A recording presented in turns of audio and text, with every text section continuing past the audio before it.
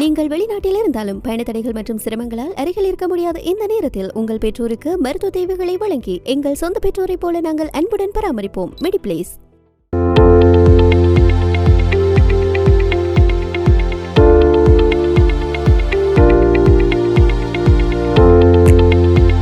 Durga Lakshmi video call ஜோதிடம். எந்த பிரச்சனையாக இருந்தாலும் வீடியோ கால் மூலமாக சரி செய்யப்படும். அனைத்து பிரச்சனைகளுக்கும் 11 நாளில் தீர்வு. ஈரான் ஒத்துழைப்பு வழங்கினாலும் வழங்காவிட்டாலும் ஹோர்மோஸ் நீரிணை விரைவில் மீண்டும் திறக்கப்படும் என்று அமெரிக்க ஜனாதிபதி டொனால்ட் ட்ரம்ப் உறுதிபட தெரிவித்திருக்கிறார்.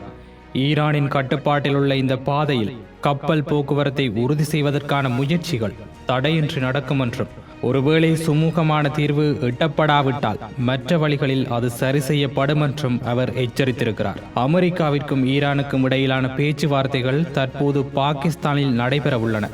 இதற்காக அமெரிக்க துணை ஜனாதிபதி ஜே.டி. வான்ஸ் தலைமையிலான உயர்மட்ட குழு பாகிஸ்தானுக்கு விரைந்துள்ளது.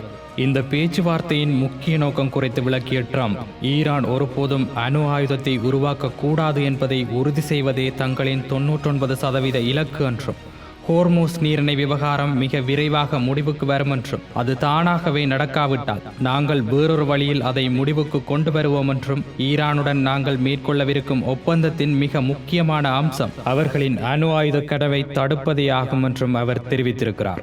இதேவேளை அமெரிக்காவிற்கும் ஈரானுக்கும் இடையிலான சர்வதேசமே உற்றுநோக்கும் அமைதி பேச்சுவார்த்தைகள் பாகிஸ்தானின் இஸ்லாமாபாத் நகரில் இன்று நடைபெறவுள்ளது. குறித்த பேச்சுவார்த்தைக்காக அமெரிக்கா சார்பாக அந்நாட்டின் துணை ஜனாதிபதி ஜே.டி. வென்ஸ் உள்ளிட்ட குழுவினர் பாகிஸ்தானை சென்றடைந்துள்ளனர். பாகிஸ்தான் பேச்சுவார்த்தைக்கு புறப்படுவதற்கு முன் கருத்து தெரிவித்த துணை ஜனாதிபதி ஜே.டி. வென்ஸ், ஈரானியர்கள் நல்லெண்ணத்துடன் பேச்சுவார்த்தை நடத்த தயாராக இருந்தால் நாங்கள் நிச்சயமாக திறந்த கரத்தை நீட்ட தயாராக இருக்கிறோம் என்றும் கூறியிருந்தார். இதேவேளை போர் நிறுத்த பேச்சுவார்த்தைகளுக்காக தெஹ்ரான் நாடாளுமன்ற சபாநாயகர் முகமது ஃபாகர் ஹலீஃபா மற்றும் வெளியுறவு அமைச்சர் அப்பாஸ் அராக்ஷி உள்ளிட்ட ஈரானின் உயர்மட்ட அதிகாரிகள் பாகிஸ்தான் தலைநகர் இஸ்லாமாபாத்திற்கு சென்றடைந்துள்ளதாக சர்வதேச ஊடகங்கள் செய்தி வெளியிட்டிருக்கிறது. 2 வார கால தற்காலிக போர் நிறுத்த ஒப்பந்தத்திற்கு ஈரான் ஒப்புக்கொண்டாலும், ஒருவேளை போர் மீண்டும் தொடங்கினால் இப்பகுதியில் உள்ள அமெரிக்க நலன்களையும் இஸ்ரேல் அரசையும் மீண்டும் தீக்கிரையாக்குவோம் என தூதுக்குழு எச்சரிக்கை விடுத்திருக்கிறது.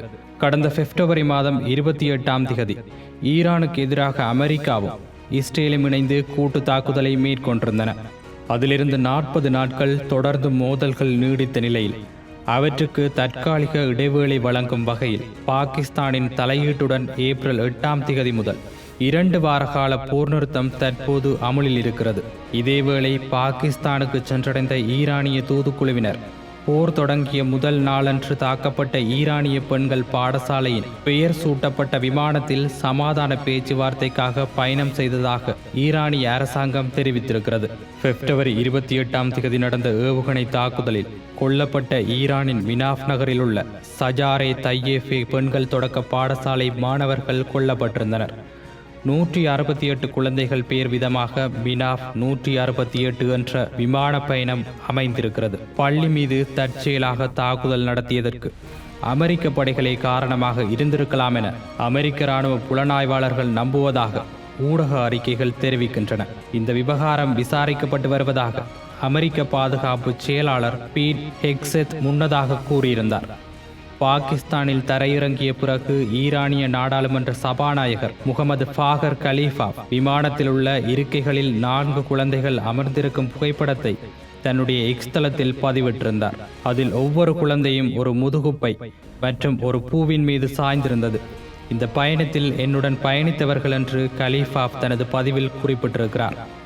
இதேவேளை பாகிஸ்தானில் நடைபெறவுள்ள பேச்சுவார்த்தைகளில் உடன்பாடு எட்டப்படாவிட்டால் ஈரான் மீது தாக்குதல் நடத்துவதற்காக அமெரிக்க போர் கப்பல்கள் ஆயுதங்களால் நிரப்பப்பட்டு வருவதாக டொனால்ட் ட்ரம்ப் எச்சரித்திருக்கிறார். ஊடகம் ஒன்றுக்கு அளித்த பேட்டியின் போதே அவர் இதனை தெரிவித்திருந்தார்.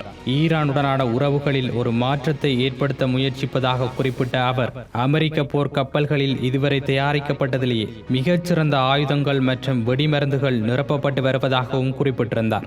கடந்த முறை பயன்படுத்தியதை விடவும் சிறந்த மற்றும் சக்தி வாய்ந்த ஆயுதங்களை தற்போது தயார் நிலையில் வைத்துள்ளதாக அவர் குறிப்பிட்டிருக்கிறார். பேச்சுவார்த்தைகளில் சுமூகமான உடன்பாடு எட்டப்படாவிட்டால் அந்த ஆயுதங்கள் ஈரான் மீது மிகவும் பயனுள்ள முறையில் பயன்படுத்தப்படும் எனவும் அவர் எச்சரித்திருக்கிறார்.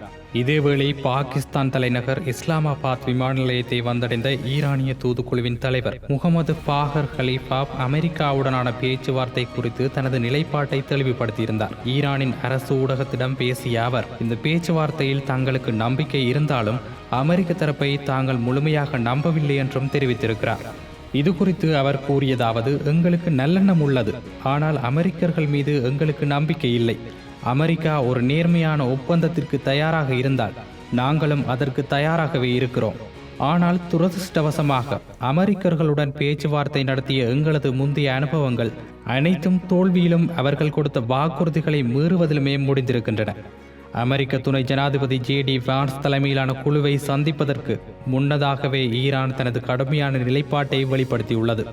அதேவேளை 6 வார கால போருக்கு பிறகு 1979 ஈரான் இஸ்லாமிய குடியரசு நிறுவப்பட்டதிலிருந்து இரு நாடுகளுக்கும் இடையிலான மிக உயர்மட்ட சந்திப்பிற்கு அமெரிக்காவும் ஈரானும் தற்போது திட்டமிட்டு வருகின்றன. அமெரிக்க தரப்பில் துணை ஜனாதிபதி JD வான்ஸ் மற்றும் ஈரான் தரப்பில் நாடாளுமன்ற சபாநாயகர் முகமது கலீஃபா ஆகியோர் தலைமையில் நடைபெற்று வரும் இந்த பேச்சுவார்த்தைகள் இந்த நெருக்கடி தொடங்கி 2 மாதங்கள் ஆன நிலையில் வியக்கத்தக்க ஒரு திருப்பத்தை ஏற்படுத்தியுள்ளன. அமெரிக்காவுக்கும் ஈரானுக்கும் இடையிலான அமைச்சரவை மட்டத்திலான ஈடுபாட்டிற்கான ஒரே முன்னுதாரணம் பராக் ஒபாமாவின் 2வது பதவிக்காலத்தில் நடந்த பேச்சுவார்த்தைகளே ஆகும். அப்போது வெளியுறவுத்துறை அமைச்சர் ஜான் ஹெர்ரி ஈரானிய வெளியுறவு அமைச்சர் ஜாவத் ஷரீஃபை தொடர்ந்து சந்தித்து வந்தார். அந்த பேச்சுவார்த்தைகள் ஒரு வருடத்திற்கு மேலாக நீடித்தன. அந்த மட்டத்தில் நடந்த ஒவ்வொரு சுற்று பேச்சுவார்த்தைக்கும் முன்னும் பின்னும் இருதரப்பிலும் உள்ள நிபுணர் குழுக்கள் சுவிட்சர்லாந்திலோ அல்லது வியன்னாவிலோ வாரக்கணக்கிலோ மாதக்கணக்கிலும் தங்கி அணுசக்தி ஒப்பந்தத்தின் விவரங்களை இறுதி செய்தன. எனினும் தற்போதைய பேச்சுவார்த்தைகளுக்கான ஆயத்த பணிகள் வித்தியாசமாக இருந்துள்ளன. இதற்கான தயாரிப்பு பணிகளில் பெரிய அளவில் ராஜதந்திர முன்னெடுப்புகள் மேற்கொள்ளப்பட்டதாக தெரியவில்லை. நிகழ்ச்சி நிரல் முழுமையாக தெளிவாக இல்லை. பேச்சுவார்த்தைகளுக்கான கட்டமைப்பை அமைப்பதற்கான ஜனாதிபதி டொனால்ட் ட்ரம்ப் 2 வார கால போர் நிறுத்தத்தை அறிவித்திருந்தார். ஆனால் அதன் பின்னர் அந்த போர் நிறுத்தம் மிகவும் பலவீனமானதாகவே நிரூபிக்கப்பட்டுள்ளது. ஹோர்முஸ் நீரிணையை முழுமையாக மற்றும் பாதுகாப்பான முறையில் மீண்டும் திறக்க வேண்டும் என்ற ட்ரம்பின் முன் நிபந்தனையும் நிறைவேற்றப்படவில்லை. ஹெஸ்புல்லாவை ஆதரிக்கும் லெபனானையும் போர் நிறுத்தம் உள்ளடக்கி இருக்க வேண்டும் என்று ஈரான் கூறுகிறது. அது ஒரு தவறான புரிதல் என்றும் பேன்ஸ் கூறியுள்ளார். விளைவுகளை பொறுத்தவரை பெரிதாக ஒன்றுமில்லை. ஈரானுடனான பேச்சுவார்த்தைகள் சிறந்தபட்சமாக கூட அதிக நேரம் எடுப்பவையாகவும் சிக்கலானவையாகவும் இருக்கும். குறிப்பாக இஸ்லாமாபாத்தில் எந்த ஒரு திருப்புமுனையும் ஏற்படாது. இருப்பினும் குறியீட்டு ரீதியாகவும் நிலைப்பாட்டை பொறுத்தவரையில் இதிலுள்ள பந்தயம் மிக அதிகம். அதில் தான் என் கவனம் இருக்கிறது.